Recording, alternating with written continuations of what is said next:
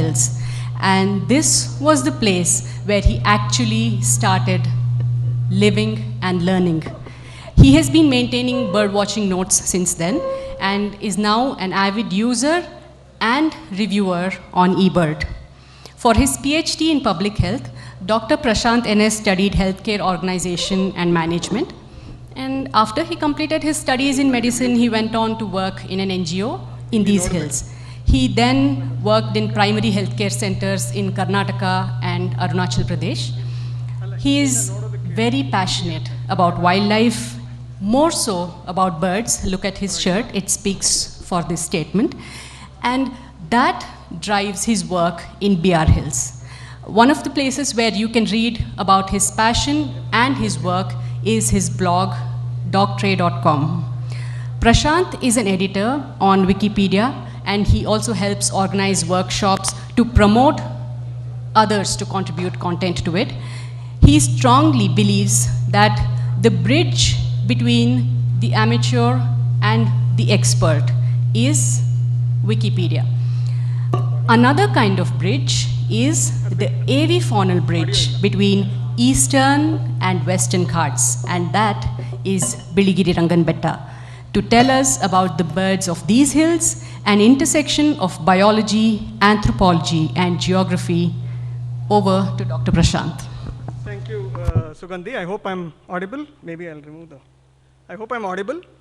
Yeah. Thank you very much, Karthik, and all the other, and Dr. Santosh Kumar and Dr. Manoj Kumar and other organizers for this platform to talk about the intersections between not only the Eastern and Western Ghats, which has been very eloquently made by many earlier speakers, but also the intersections between the people and the long geological and biological history that has shaped the Biligiri Hills. I would like to perhaps begin by looking at these three themes. Of course, Sugandhi already mentioned that one of my interests has always been how do you sort of demystify, de-expertise many of these disciplines. And to some extent, what I try to explore in this talk tries to demystify, deconstruct a bit the interactions and the intersections between these three elements in BR Hills. Anybody want to shout out who must have been the natural history pioneer of BR Hills? Who must have made the most pioneering contributions to natural history of BR Hills? Go ahead. Anyone want to just shout out a few names? Several names were mentioned today morning. Subbu, for example, took us through some of the stalwarts who have done amazing work. Anyone? Yeah, someone said Soliga.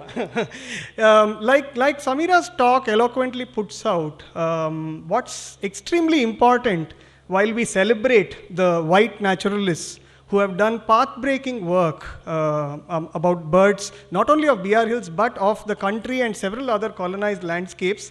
The brown native who actually helped and enabled this kind of excellent work is forgotten. This, for example, is probably one of the first few photographs of the Soliga people who have been here for hundreds of years and who knows when. This appears in Thurston's Castes and Tribes of India. One of the interests of the white colonizer was to categorize, curate, and the Scottish and British naturalists were really experts in categorizing, curating, and pioneering studies like taxonomy, which are disciplines today. And one of the efforts was to categorize the castes and tribes of India that this guy Thurston took up. You can look it up. And this is the sort of the photo of the Soliga that he produced in that. Many of these people have been unnamed, actually. And one tangential aside, I will point out an amazing resource on the natural history work and the history of natural history of India is this blog that one of our good friends Shyamal maintains. This particular post, long before Facebook, long before WhatsApps, this guy, Alan Octavian Hume, I see many young people. You must have seen Hume in your textbooks. For what reason do you know Hume? Anyone? Yeah? Founder of Congress, someone said. Alan Octavian Hume is well known to have founded the Indian National Congress, but they say that it was the frustration of losing a lifetime of bird notes that drove him to giving much more time for political action. So Hume established this network of people across the country in the late part of the 19th century to basically collect information on birds.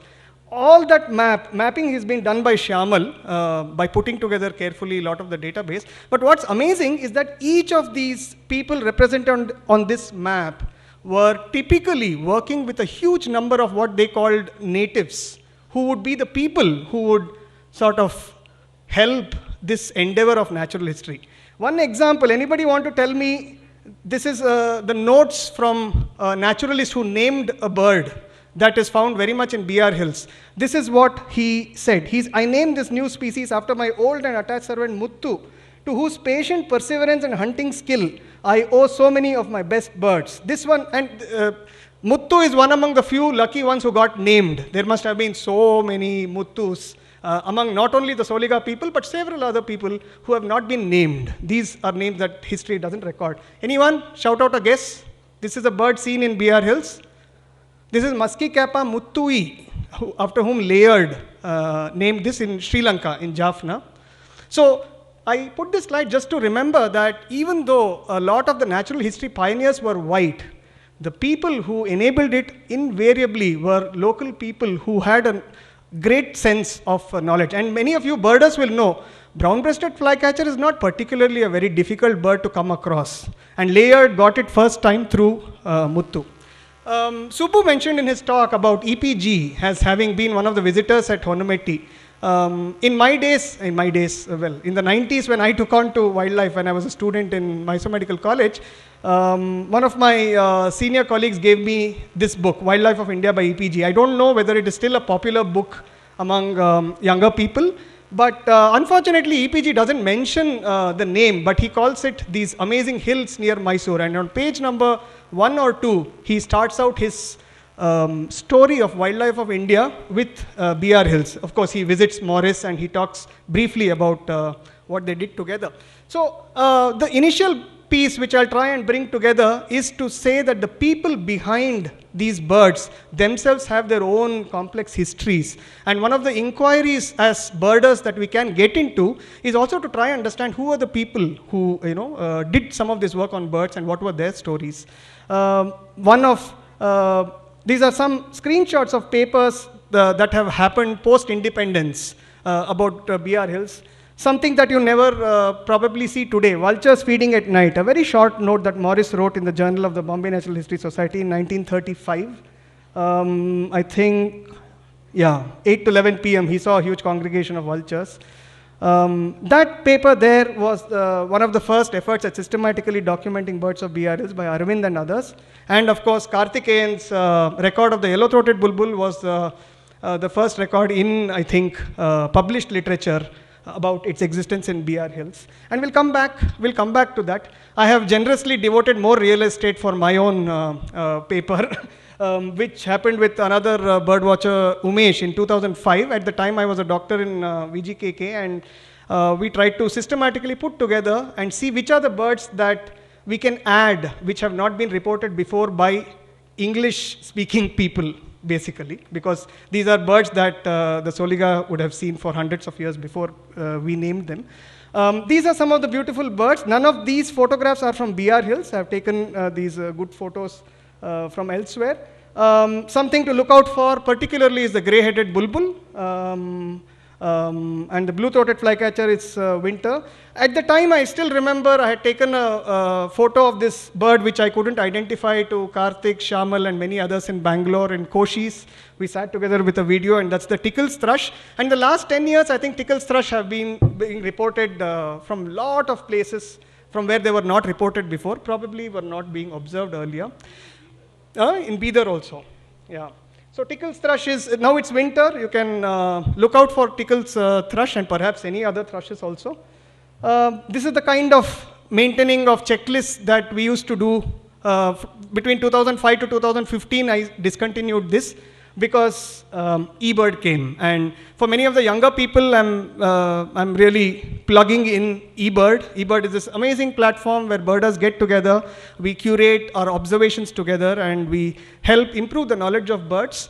And yeah, so that's really, I mean, for example, I will come back to Jadeswami Madaya, who's an amazing naturalist who unfortunately passed away. Till recently, he was a prolific eBirder, having put together 119 checklists in that year. See, for example, the records of the rufous-bellied eagle, which is the logo for the festival. So the geography part of the story begins with what we did not see. And we'll soon try and revisit whether these still are here. And do look out for wet zone hornbills. So when I started working in BR Hills, we did not see wet zone hornbills, which occupy the wetter forests of southern India. These three, for example, the Malabar grey, the Malabar pied, and the great hornbill. And this sort of puzzled us because there are many other wet zone species, birds that are known largely from wet forests of the Western Ghats, which are in BR Hills. See, for example, the Nilgiri wood pigeon, on which I remember Subbu did some work. You have the rufous babbler and the grey-headed bulbul, which are quite prevalent. But there were also peculiar wet zone absences. For example, the flame-throated bulbul, if you come across in your surveys, would be very interesting to document.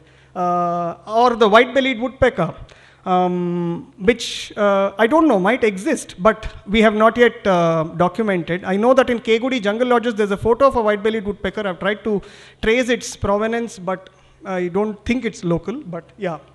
So, why? And the question is why? And the most immediate answer at the time was, okay, have we modified BR Hills landscape so badly that many of these birds have gone locally extinct? It was unlikely, because BR Hills has been well birded. Take it from Ali and Morris, and hornbills and flame-throated bulbuls are not unremarkable birds. They are not the brown-breasted flycatcher, which can, hornbill, I mean, Morris, for example, has an entire paper on slaty-legged crake, the kokunji that Samira was talking about. It's unlikely, we thought, that he might have missed reporting hornbills. So at the time, we dived into I will not go into the details of what is called as biogeography, but I wanted to plug in a few slides on how researchers study the history of which species occupy a certain place. If you see, for example, in this illustration, the hill myna, Sena, alva? Senakki. Senakki, if you look at its variation, isolation in different places causes birds to speciate in a certain way, and biogeographers study this. Various places, various other taxa show that have separated from each other grow a very distinct local feature, and this is how one of the theories of speciation explains that species acquire a very different character. So some of this history goes back to the history of the subcontinent itself, before there were people and before there were our politics, and before we defined our national boundaries, etc. And what is said is that a lot of the species that we have in India have been colonized after the Indian plate collided. And so an Indian plate at the time, this is times before, this is pre-human times, there was a lot of geological activity that was shaping the peninsula, that the hills were rising, hills like BR Hills were cropping up, and the Himalayas are still growing. So at this time, there is a theory about how the Indian subcontinent must have been colonized, and the various features, especially rivers and mountains, create barriers which separate populations of the same bird on either side and result in and we are talking of hundreds of thousands of years, causes and drives speciation. See, for example, in the Himalayas, gaps. And looking for such gaps, they are also there. In fact, we are on one side of such a gap. But a very well-known gap among bird watchers is the Palakkad Gap, where these birds, till recently called shortwings, probably were the same on either side, but over time diverged. So at the time we thought, okay, What could explain this kind of distribution where some birds are not there and some birds are there? Karthik, how am I doing on time? I want to just show, many of you saw Subbu's beautiful photo of BR Hills. What I did is I tried to make a short fly through. Suppose a great hornbill, and I'll tell you why I keep saying great hornbill here, because there is a mystery solution for the great hornbill's flight that one of the people here has provided us. So, is it barta ilvalla idu?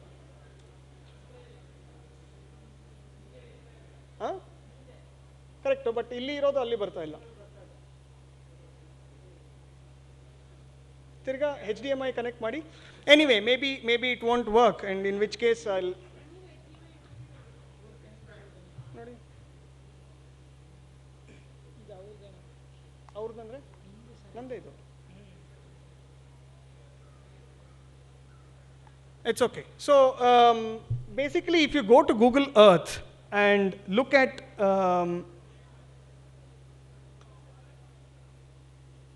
illala.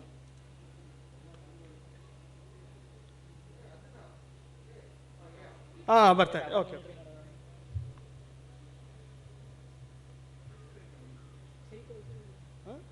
ಈ ಕಡೆನಾ? ಗೊತ್ತಾಯ್ತು. ಮಾಡ್ತೀನಿ. So this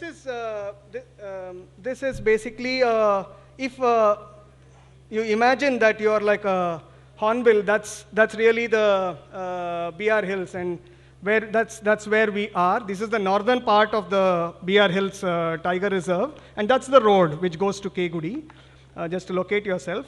And in Subbu's map, you would have seen that BR Hills has these north-south tall ranges, and this one, for many of the local people, is very clear, is Malki Betta. Malki is one of the very prominent peaks on the outer reaches of BR Hills, looking westwards. In fact, if you stand on Malki in the monsoon time, the full gust of the monsoon, hits you. And the northern part of BR Hills is the more dry deciduous scrub forest. And once you come inside, you see here the Shola grassland complex that Dr. Dhananjay Mohan was talking about. Very quickly, you have a shift from dry deciduous and moist forest onto really wet forest, the Attikan bungalow that Subbu was showing. Large, deep valleys with wet forests that go further down into Gaddesal, Hasanur, and off to Satyamangalam. And that side is, those of you who have gone to Coimbatore via Chamarajnagar must have seen the drop. It's an amazing drop. The drop to the Coimbatore plains, which is the entire height of the peninsula, drops right down into the plains. Bedguli, very wet forest. The teams which go to Bedguli should look out for wet zone species, Jodigere and that side. And here is a place where Subbu and survey team spent quite some time, where the Shola Hills on the Bailur side directly transit into plains. And you will have amazing congregations. You can stand in one place there and have yellow browed bulbul and yellow throated bulbul potentially in some places, and very dry forest species in the same list. Let me quickly forward. Why I wanted to show this is, if you are a great hornbill, and at the time we were wondering how do you if you're already not in BR Hills, if you're already not breeding and having your family here, what is the way that you have to fly? You have to fly through these parts: Talwadi, Bhavani Sagar, very dry forests, very dry thorn scrub kind of forest, and that is really the biogeographical barrier, the Moyar Gap. So this is the Moyar Valley, and you fly through these very dry forests, and then only you can reach the wet forests of BR Hills. And this really, at the time, we thought is shaping a very particular kind of bird life in BR Hills, this gap created by the Moyar River. And that side down there is Ooty, where you have great hornbills, you have all the wet zone species that you can name from the Western Ghats. So this was the sort of what we thought is an interesting mystery that we thought we'll try and study through looking at patterns of birds. Um, so what we did at the time is that we categorized birds based on looking at their distributions into Satpura dispersers, because one of the prominent theories is that when the Indian plate hit the subcontinent, birds must have come from across the Satpuras and down the Western Ghats, and then they would have come to Bear Hills. And these are the kind of birds that we found in the Satpura dispersers group, which are not found typically in Bear Hills. Of course, much later, Vivek Ramachandran, Robin Vijayan, and others put together this paper that identifies further biogeographical barriers in peninsular India, with Bear Hills being an important one. That's a very interesting paper for those of you who want to get into the technical details.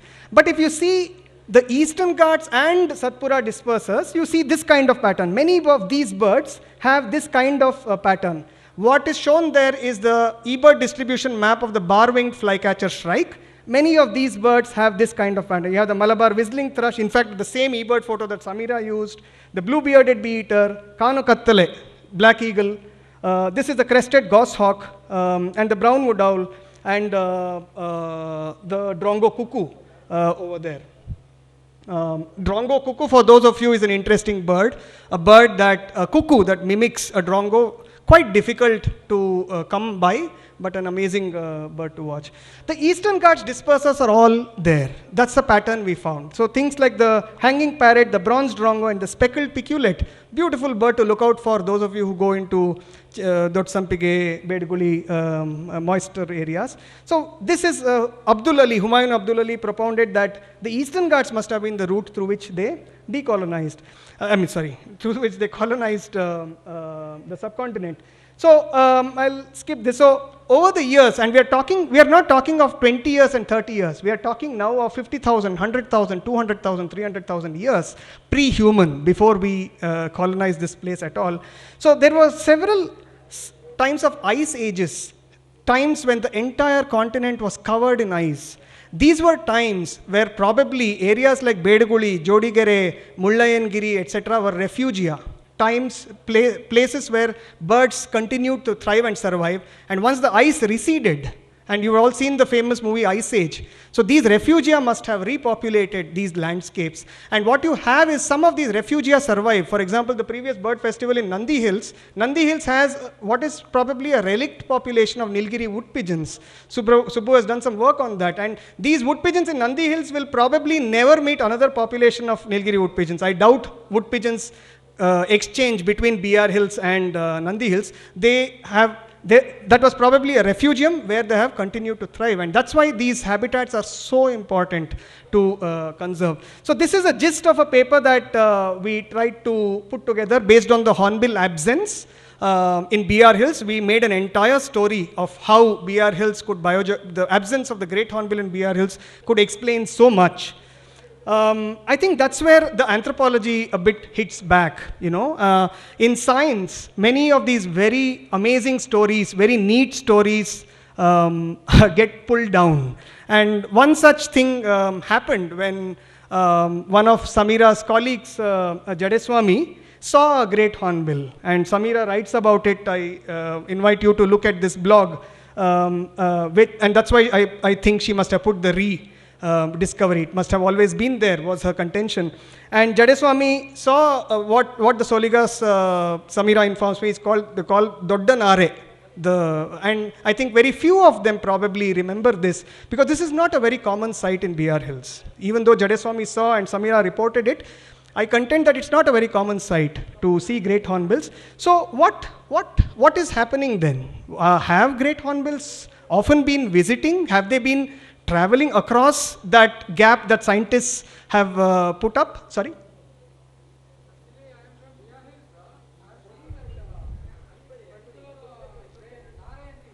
Correct.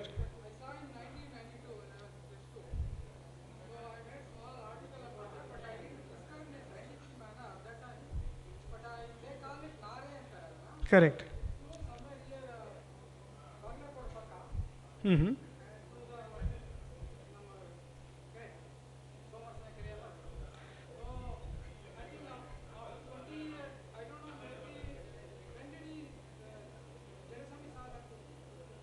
Samira would know. She describes it in the story. 17, okay. I saw in 1992, probably after maybe once in 15 or 20 years, they may be coming in this area. Interesting. Oh, yeah. That's what Samira says in her blog. I think that's what also Jadeswamy and many others hold. So this is a very interesting phenomenon, which begs for further storytelling. And I think that's the idea, that the more we can have local scientists, people who are having a scientific temper locally, who can describe some of this for us, the better we will go. I'm finishing up, last 2 slides only. This slide I put, sorry? I'll just finish it off in 2 and then we can go on. So I think the point I made was already made by Samira, but I think it really begs revisiting. The idea of conservation, actually I grew up in a family where I don't think he knew more than 4 or 5 birds.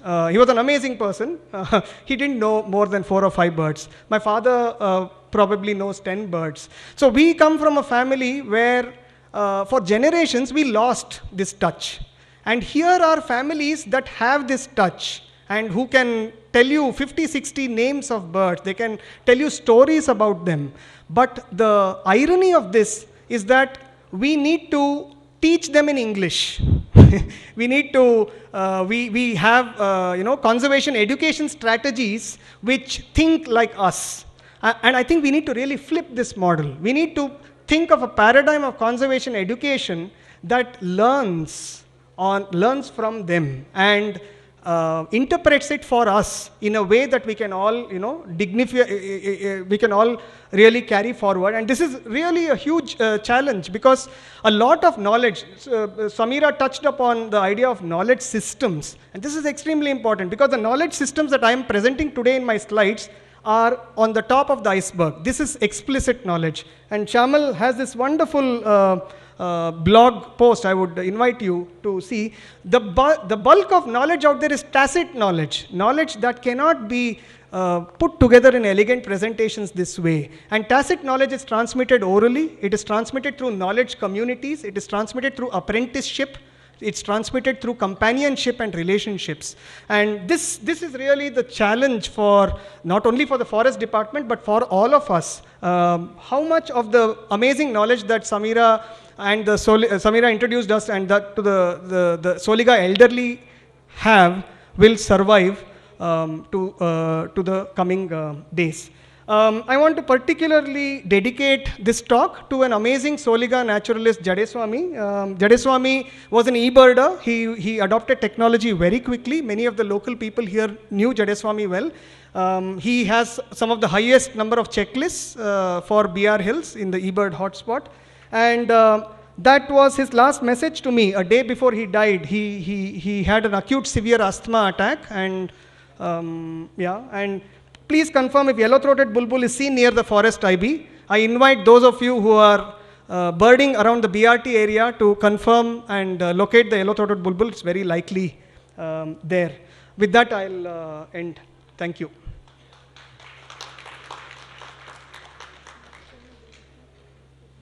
Yeah, please. I think you wanted to say something. One of you wanted to.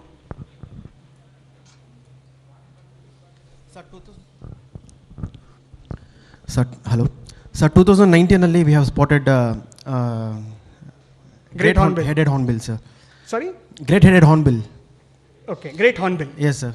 Where? One was in Alandur route, and one more in Safari zone, sir. Wonderful. Please document it. Yes, and sir. I think it's an important learning. How great hornbills use this sanctuary is a very important learning. Okay. But Thank you. one has been photographed, sir. Excellent. Yeah. Please put it up somewhere or write about it. Sure, because many of us have written about its absence. So people Okay. have to start writing about its presence, like Jadegoda is talking about. Yes, sir. Yeah. Thank you. Thank you.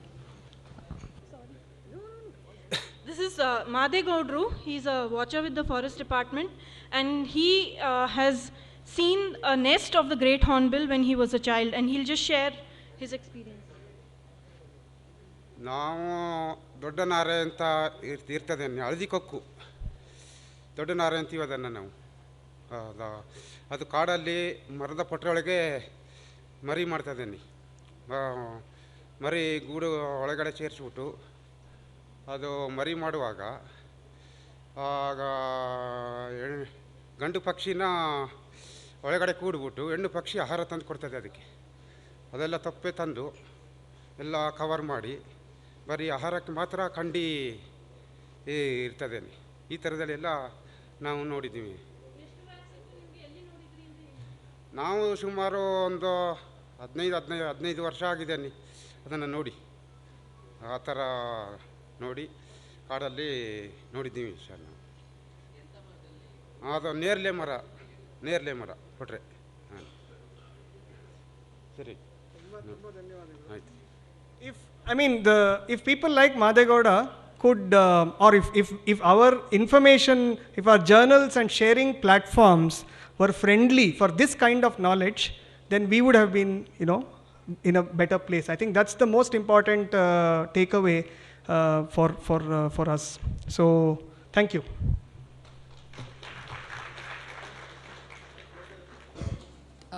The floor is open for questions. Thank you for that wealth of information, Dr. Prashant, and Madegowdagu tumba